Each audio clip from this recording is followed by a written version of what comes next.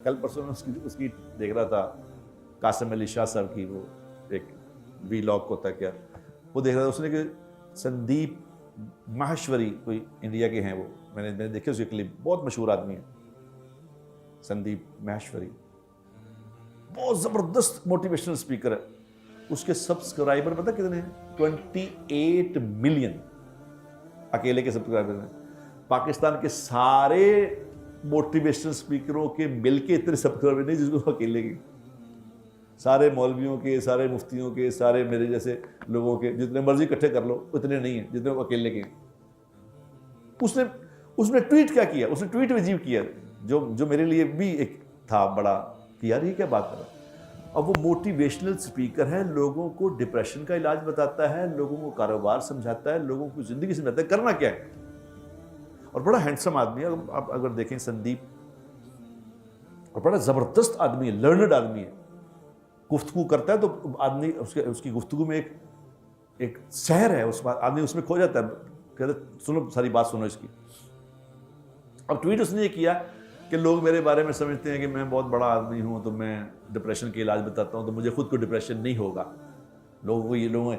لیکن میں ایک بات آپ سے شیئر کرنا چاہتا ہوں کہ کووڈ کے بعد سے اب تک میں شدید ڈپریشن میں ہوں، مجھے شدید ڈپریشن ہے، اور میں میڈیسن لے رہا ہوں، ڈاکٹروں سے دوائی کھا رہا ہوں میڈیسن اس کی ڈپریشن کی، اور میرا ڈپریشن ٹھیک نہیں ہو رہا.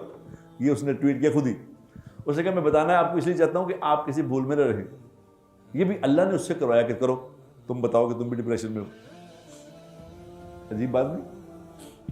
میں نے اس سے کہا، قاسم علی شاہ صاحب سے کہا، میں نے کہا شاہ جی آپ لوگوں کو اس بات کی دعوت دیں، اس بات کی دعوت دیں کہ بھائی تمہارے سارے ڈپریشن اور مسئلوں کا حل قرآن میں ہے، تم قرآن پڑھو. قرآن ہے وہ کتاب جو مسلمان کے لیے بھی فائدہ مند ہے، غیر مسلم کے لیے بھی فائدہ مند ہے. جو غیر مسلم بھی قرآن پڑھتا ہے نا، اس کو بھی قرآن کے اندر سے اپنی مسائل کا حل نظر آتا ہے. یہ بات ہے.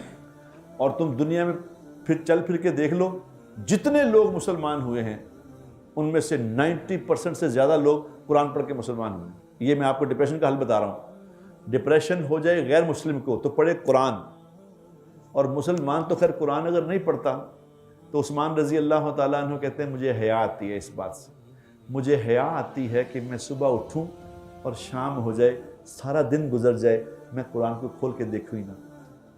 مجھے اس بات سے حیا آتی ہے کہ میرا اللہ مجھے کیا کہے گا، یہ تم نے کیا کیا، سارا دن میرا کھایا، میرا پہنا، میرا آنکھوں کا دیا ہوا دیکھا، میرے کانوں سے سنا، تو تم نے مجھے کھول کے دیکھا ہی نہیں میں تمہیں کیا کہہ رہا ہوں. تو انہوں نے کہا مجھے اس بات سے حیا آتی ہے.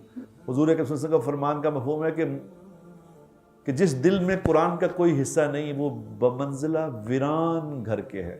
ویران، جس دل میں قرآن نہیں ہے یہ ویران گھر ہے. ویران ویران گھر کبھی دیکھا کرو جا کے، جو ویران ہیں ان کو کہتے ہیں ویران گھر، جن کے اندر چمگادروں نے ڈیرے بنا لیے ہوتے ہیں، جن کے اندر کتے پھر رہے ہوتے ہیں، وہ ہوتے ہیں ویران. اور اللہ کے نبی نے اسے مثال دی ہے، قرآن نہیں ہے تیرے دل میں تو ویران گھر کی مانند ہے.